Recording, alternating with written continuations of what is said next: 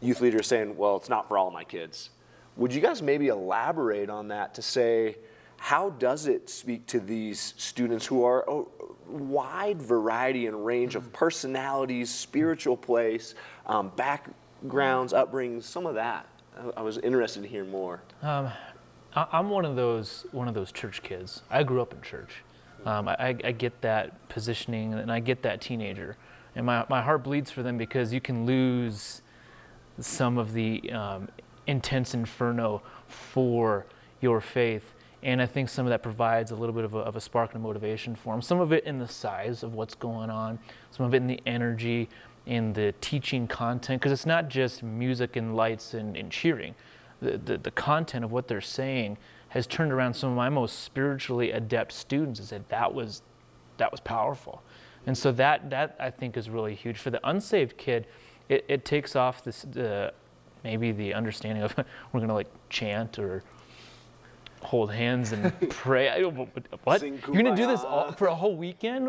What else do you do? And they see that there's real life.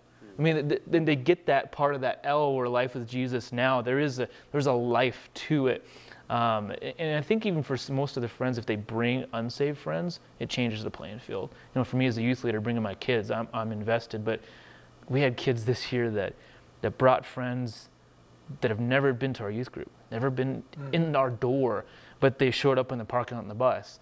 There was a kid that came 2 nights before to small group, raised an atheist in an atheist home, texted me 10 o'clock, hey, I'm coming Friday morning. Sweet, let's go. Friday night, instant change, because he found Jesus. He trusted in Jesus. But then there was 2 minutes later, another kid comes talk to me. He'd been raised a Christian all his life, and it finally clicked. So the Bible isn't written for certain people. It's written for all people. So a conference that's based on those kinds of things, it'll hit everybody. And that's what the great thing about it. Hit some different slices, spots, and ways. And I'm just trying to pack the bus, you know what I mean?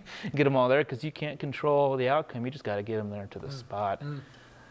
And truth is, Jesus called us to do this, right? I mean, not the conference necessarily, of course, but the evangelism part of it. You know, if they're that comfortable in their huddle, something needs to shake them up. Sure. You know, whatever that is. Yeah. What evangelism does, I mean, it's messy. You know, and the ministry of Christ that he calls us to is messy. I mean, he was in the streets. He was accused of hanging out with tax collectors and prostitutes, and you know, he put the rough kids in charge, right?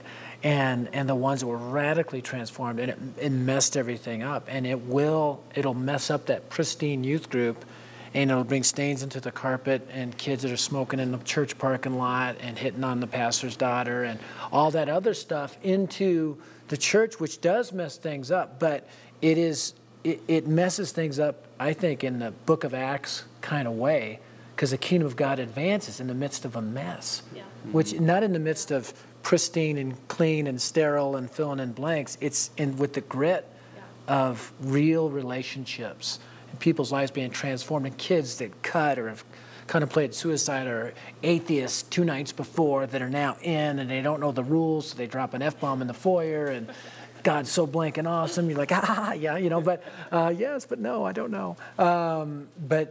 That's part of the messiness of evangelism that makes it beautiful. Yeah, because the reality is your job gets harder when you do all of this, right? But again, like the hard issue really is this a job or is this a calling to reach people in the name of Christ? You know, and it's easy, I know as a youth leader, I mean, I'll be real honest, say there's times when that line gets a little gray, right? When you're just struggling to get through the day and life is crazy and life is busy. But I think sometimes, to be quite blunt, youth leaders get lazy. You know, we get lazy at everything from once our group gets to a certain size, you know, it gets a little bit more cumbersome, all the logistics and everything to get them to an event like this. But bottom line, at the end of the day, as our group has grown, it's gotten increasingly harder, increasingly more expensive.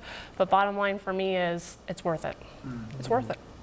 It's really worth it. And I think a lot of times people from our end, they kind of misinterpret our motives as a ministry. I don't really care that much about Dare to Share. It's a means to the end. Our passion is the local church. You know, Jesus never said, I will build my 501c3 nonprofit. He said, I will build my church. And so we look at it, and you guys know this, we look at it as an opportunity to wash the feet of the bride of Christ, to strap on the boots of readiness on her feet, to put the sword of the Spirit in her hand, to turn her toward the battlefield and gently nudge, push, so that she can engage more effectively. And so, but a lot of times outside looking in, it just looks like another event and a lot of hassle, and is it really worth it? And boy, if souls are being saved and lives are being changed, and not just the students, but I think the youth leaders, and Zane and I mean, we're learning and growing from youth leaders and watching the students and hearing the stories, and it's forcing us to really think theologically and biblically about what do we need to train these students in and how do we model that in our own lives. And so it becomes a party.